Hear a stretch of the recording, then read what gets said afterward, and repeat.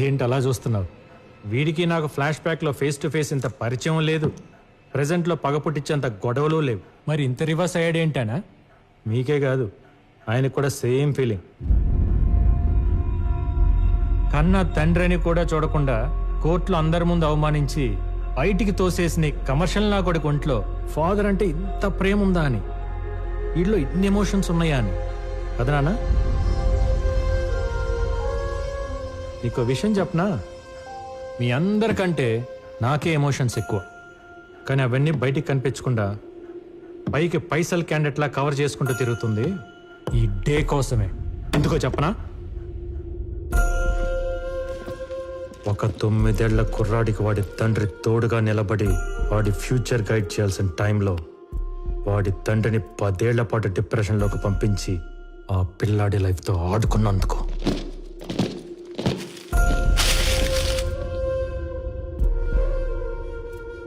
ఈ ప్రపంచానికి జడ్జి అయినా ఇంటికి రాగానే చిన్న పిల్లల్లా నవ్వుతూ ఆడుకునే నాన్న ఫేస్లో నవ్వు తీసేసి నాకు నరకం మిగిల్చినందుకు.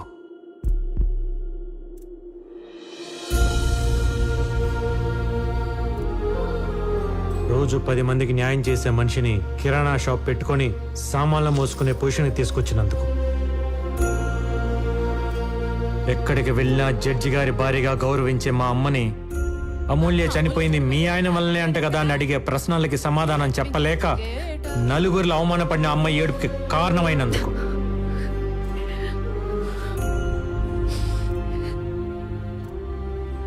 మర్చిపోలేని సంఘటనని పదే పదే గుర్తు చేసుకుంటూ దానికి కారణమైన నిన్ను ఏమీ చెయ్యలేక మత్తులో దాన్ని తుడిచేయాలని తాగుడికి బానిసై చెత్త కుప్ప పక్కన పడిపోతే అర్ధరాత్రి వెతుక్కుంటూ వెళ్ళి మా నాన్న చూడకూడన స్థితిలో చూసినప్పుడు నా గుండె ఎంత బద్దలైపోయి ఉంటుందో నీకు తెలుసా? ఇప్పుడు హ్యాపీగా ఉండే నా ఫ్యామిలీకి సైలెన్స్ మిగిల్చి నా కుటుంబాన్ని అవమాన పాలు చేసిన నిన్ను ఏమి చెయ్యలేక నాలో నేను ఏడ్చి ఏడ్చి దొరికిన గోడల మీద బొమ్మలు గీసి నిన్ను చంపేవాడిని.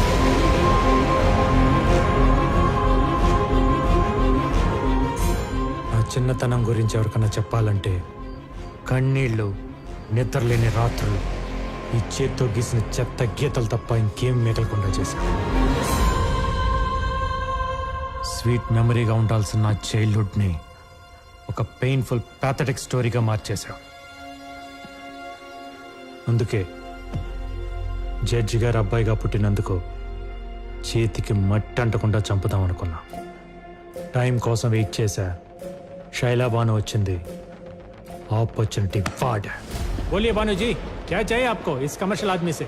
मैंने अपने हस्बैंड को मार दिया. నీదే తప్పు లేకపోయినా చంపడం అనేది క్రైమే. దానికి ఎంతో కొంత శిక్ష అనేది ఉంటుంది. నీ కూతురుతో నువ్వు లైఫ్ లాంగ్ హ్యాపీగా ఉండేలా ప్లాన్ చేస్తావు. నేను చెప్పినట్టు చెయ్యి. అలా శైలా బానుని అమూల్యగా మార్చి దివాకరం ఇంటి ముందు దింపా. అదే రాత్రి బాడీని నీ ఫామ్ హౌస్ కి షిఫ్ట్ చేయించా.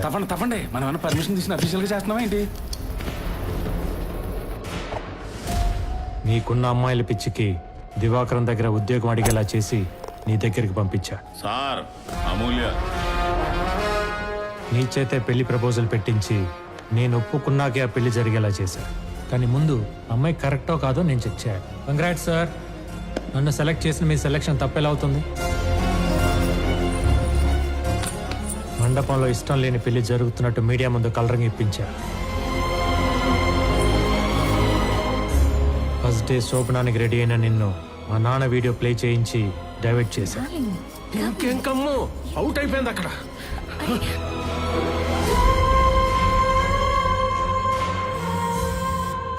నువ్వు అనుకున్నది యాజ్ టీజ్ గా జరుగుతుంది. 2 minutes లో లైవ్ టెలికాస్ట్. నీ ప్రమాణ స్వీకారాన్ని నీ పతనానికి ముహూర్తంగా పెట్టి ప్రపంచానికి నిన్ను ఒక హంతకులా పరిచయం చేసి నిన్ను పూర్తిగా కార్నర్ చేశా.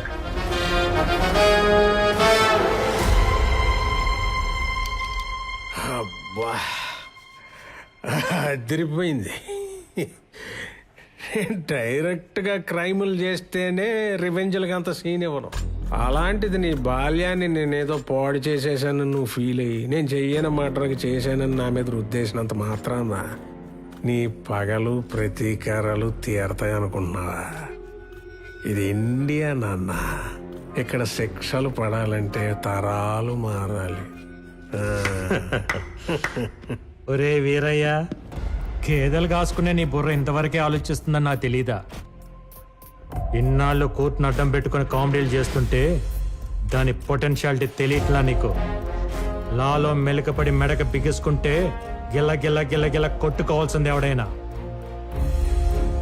నీకు చేతనైతే దమ్ముంటే నీ నాలెడ్జ్, డబ్బు, పేరు, పలుకుబడి వాడుకొని చెయ్యని నేరానికి పడబోయే శిక్ష నుండి నిన్ను నువ్వు కాపాడుకో చూద్దాం. దా.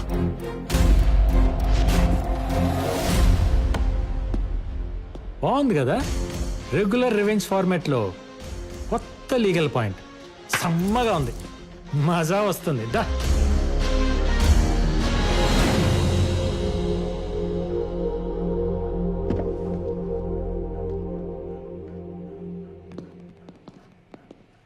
సార్, కొత్త లాయరం వచ్చింది, బెయిల్ కూడా తెచ్చింది. నవ్వండి.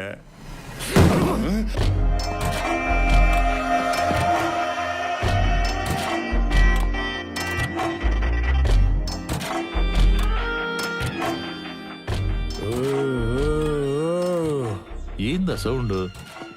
మడిసి అన్నాక కుసింత కళాపోసన ఉండాలని డాడీ అంటుండేవారు. లేకపోతే మడిసికి గుడ్డికి తేడా ఎటు ఉంటుందని. ఆయన అన్న ఆ మాటను పట్టుకుని కనపడిన దాన్నల్లా కళాపోషణ చేసి చేసి చివరకు ఒక ఆవిడ పెట్టిన కేసులో ఇరుక్కుని లాయర్ని కలవడానికి వచ్చినాం. ఇప్పుడు ఆవిడనే గెలిగితే ఇలా కూడా మిగలవు సామే. లాయరా?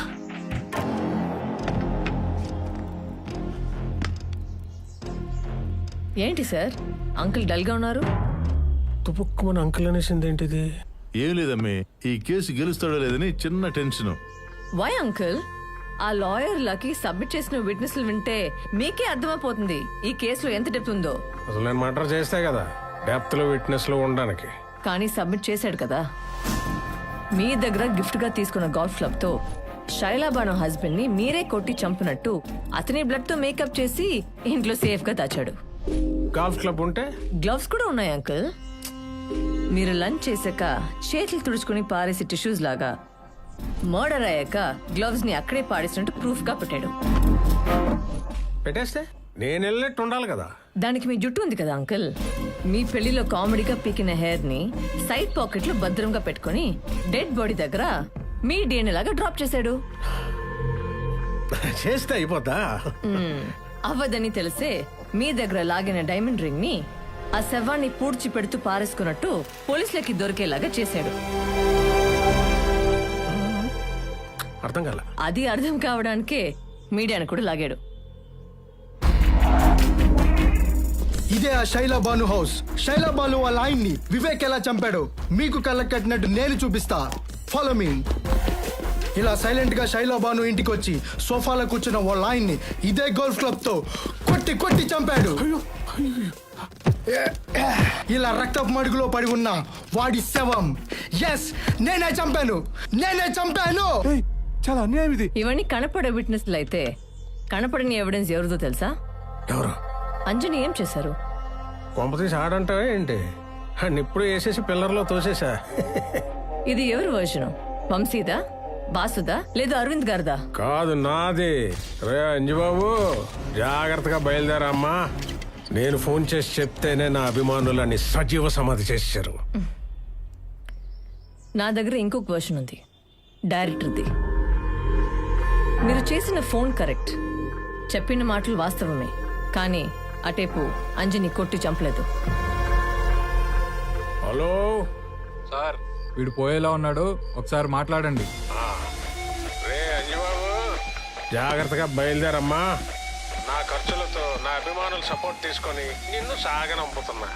ఆ లక్కీకి మీరిచ్చిన విల్లాని, చెక్ని క్యాష్ చేసి మీ అభిమానులకి పంచి కిడ్నాప్ అయిన క్యాండిడేట్ ని రాజాలాగా తీసుకెళ్లిపోయాడు.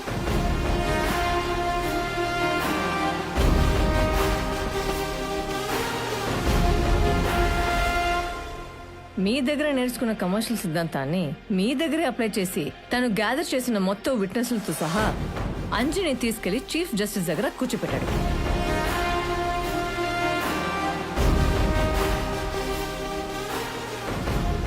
ఒక తండ్రిని గెలిపించడానికి కొడుకుగా ఇదంతా చేసిన ఒక లాయర్గా లాని కూడా గెలిపించడానికి ఏ లాయర్ కూడా మీ కేసు టేకప్ చేయకుండా ఈ రోజు బార్ కౌన్సిల్లో అతని శైలో రిక్వెస్ట్ చేశాడు.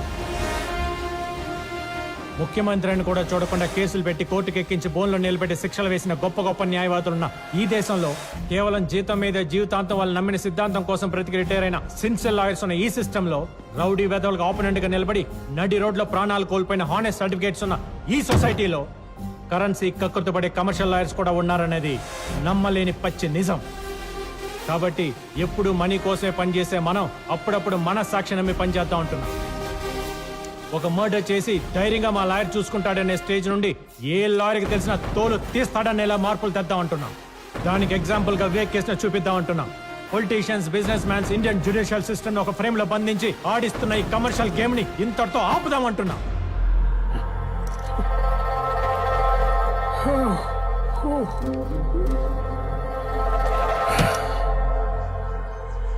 అయితే ఇప్పుడు నా వైపు నేను కూడా రాను అంకుల్.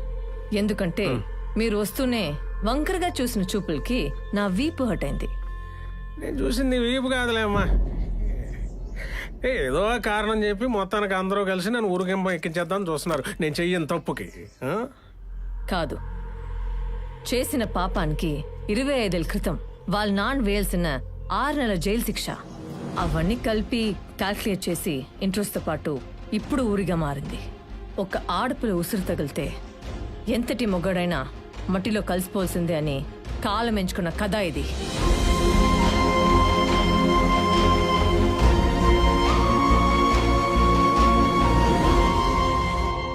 ఆడు చెప్పాల్సిన డైలాగ్ వర్షన్ కూడా నువ్వే చెప్పేస్తున్నావు.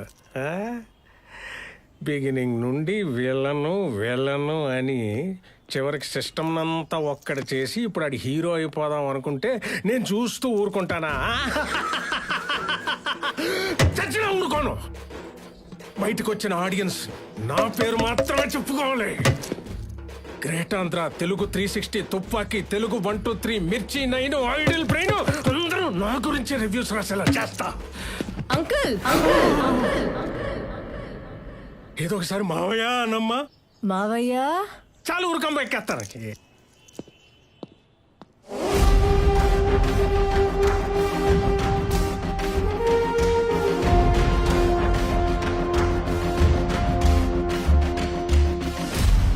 మిస్టర్ వివేక్, ఆవిడ వైపున ఆర్గ్యుమెంట్స్, విట్నెసెస్, ప్రూఫ్స్ చాలా బలంగా ఉన్నాయి. మీ తరఫున ఏమైనా ఆర్గ్యుమెంట్స్ ఉంటే please proceed with your lawyers. లాయర్లే ఉంటే నాకు ఈ ఆయాసం ఎందుకండి? అయినా మీరంతా కలిసి ఓ దేవుణ్ణి మంచోడని చెప్పాలా ఏంటి? మీరంతా జస్ట్ నేను సృష్టించిన సమస్త జీవకోటిలో చిన్న పురుగులు. ఇంతకాలం నేను దేవదూతనే అనుకున్నా, కానీ ఇప్పుడే తెలిసింది నేను డైరెక్ట్ గా దేవుణ్ణని, కారణ జన్ముణ్ణని. చూశారుగా నా వెనకాల ఎల్లో లైటు, ఆ ఆర.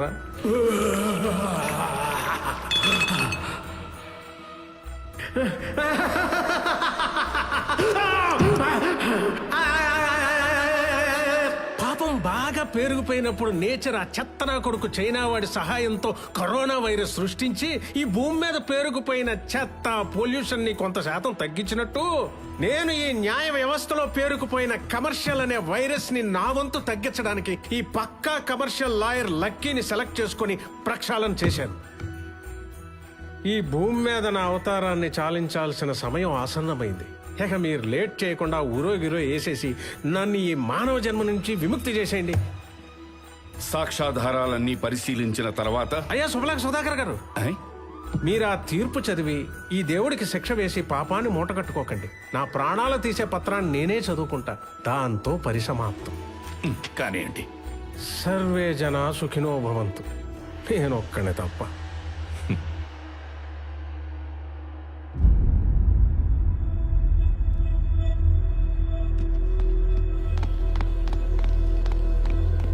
అన్నా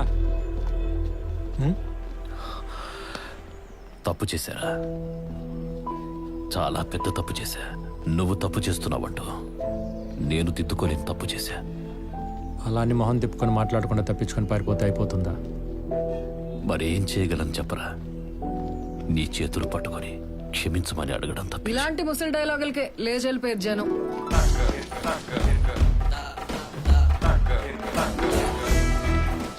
నేను లేకుండా బాగానే డీల్ చేసావే క్లైమాక్స్. రియల్ క్లైమాక్స్ నీకు చూపిస్తుందా?